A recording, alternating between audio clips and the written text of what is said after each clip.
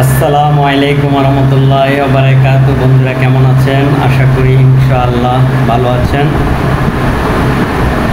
আমাদের দেশ স্বাধীন হয়েছে। স্বাধীন হওয়া বিষয়টা ভারত সহ্য করতে পারে নাই। তারা আমাদেরকে না জানিয়ে তাদের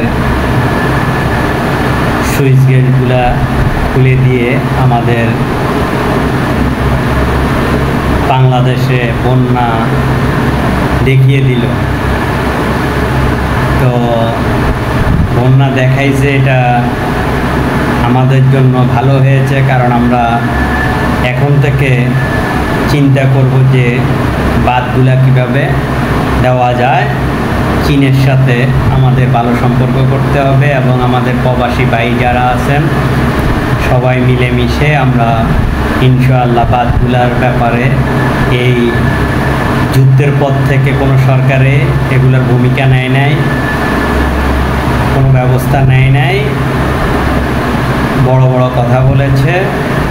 তাই ছাত্ররা যেই দেশ স্বাধীন করেছে, ইনশাআল্লাহ ছাত্ররা সহ আমরা ইনশাআল্লাহ আমাদের বন্যার যে হঠাৎ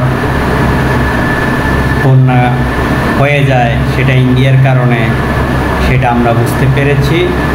আমাদের অনেক ক্ষতি হয়ে গেছে, কারণ আমার জানা সত্ত্বে ফেনীতে এরকম বন্যা আমি কখনো দেখিনি। নর্থ বেঙ্গলে দেখেছি, সিলেটে দেখেছি, কিন্তু ফেনীর মতো জায়গায় একতলা পর্যন্ত পানি চলে আসছে। কি মনে করেন? আল্লাহু আকবার, আল্লাহু আকবার। আল্লাহ মহান, আল্লাহ আমাদেরকে হেফাজত করুক। তাই বন্ধুরা সবাই সহযোগিতা করে টাকা দিয়েছে।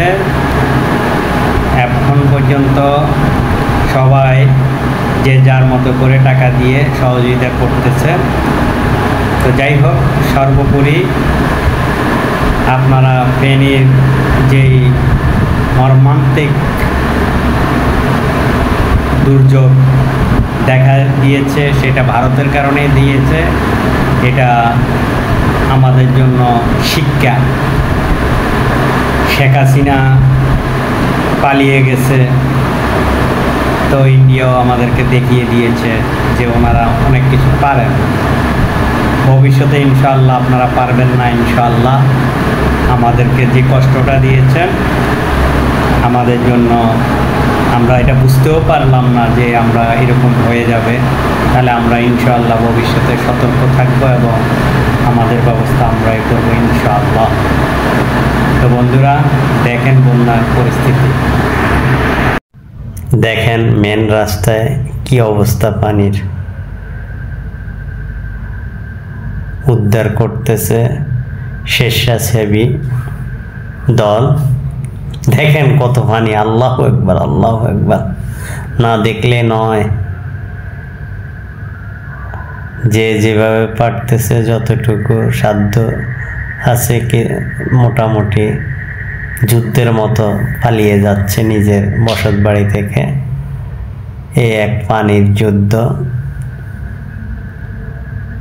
তো ভারত যে কাজটা করছে আদর্শে সঠিক করে নাই। না হলে বাংলাদেশে ভারতের পানি না আসলে এই অবস্থা হতো না।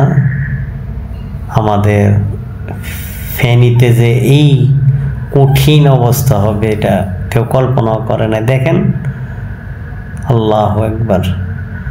এরা হয়তোবা মানুষকে বাঁচানোর জন্যই স্রোতের দিক দিয়ে যাচ্ছে কোথায়। খুবই ভয়াবহ, খুবই ভয়াবহ। ফেনীতে 90% পানি বন্দী হয়ে গেছে মানুষ। হয়তোবা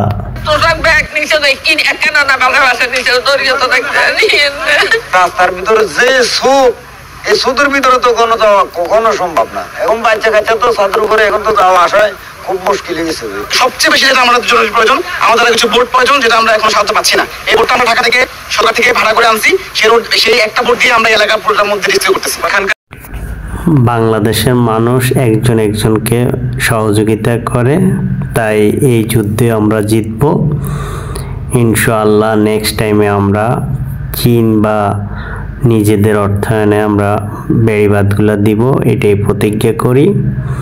কারণ বিগত সরকার ভারতের চামচা ছিল, 16 বছর চামচামি করেছে। সেটা চেঞ্জ হওয়ার পরে, এর আগে আমরা জানছি, চেঞ্জ হওয়ার পরে পুরোপুরি দেখা গেল যে ভারত কতটা এই জুলুম সরকারের পক্ষে ছিল। তারা নাকি আবার আমাদের প্রতিবেশী। যাই হোক, সর্বোপরি সবাই দোয়া করবেন যাতে আমরা এই যুদ্ধ থেকে সহজে মুক্তি পেতে পারি। ধন্যবাদ, দেখতে থাকেন।